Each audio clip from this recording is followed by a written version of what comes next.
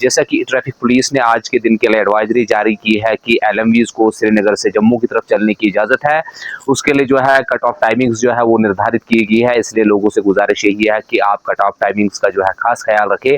ताकि आपको शाहरा पर सफ़र के दौरान किसी तरह की दिक्कतों का सामना न करना पड़े। वहीं एचएमवीज़ की अगर बात करें तो आज एचएमवीज़ को जम्मू से श्रीनगर की तरफ चलने की इजाज़त होगी। खैनी के पास से जो है एचएमवीज़ को कट ऑफ टाइमिंग्स के बाद जो है रिलीज़ किया जाएगा और उसके बाद जो है रात भर जो है एचएमवीज़ को चलाने का जो है प्लान है ट्रैफिक पुलिस ने जारी किया है। ट्रैफिक पुलिस ने यह भी एडवाइजरी जारी की है कि जो भी फ्रेश फ्रूट लेकर या लाइव स्टॉक को लेकर गाड़ियां जा रही है उन्हें जो है तरजीही बुनियादों पर थर्ड इलाके से निकाला जाएगा और उसके बाद जो है बाकी साजो सामान से लदी हुई गाड़ियां हैं उन्हें वादी कश्मीर की तरफ जाने की इजाजत होगी। वहीं जम्मू से श्रीनगर की तरफ किसी भी तरह की एलएमवी को चलने की इजाजत नहीं होगी, इसलिए आप लोगों ने उसी तरीके से प्लान मुरतब करना है जैसे ट्रैफिक पुलिस जो है एडवाइजरी जारी करती है, ताकि सफर के दौरान दिक्कतों का सामना न करना पड़े। गुज़श्ता दिन हमारी जब बात कुछ टूरिस्ट से हुई, उनका यही कहना था कि उनकी ट्रेन होती है तो उन्हें ये पता नहीं होता है कि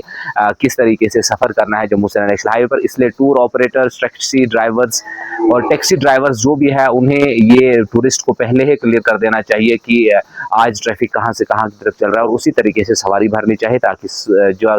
ताकि टूरिस्ट को है जो रास्ते में दिक्कतों का सामना न करना पड़े। वहीं जम्मू से नेशनल हाईवे की अहम अपडेट यही है कि इस वक्त ट्रैफिक जो है वो जारी व सारी है।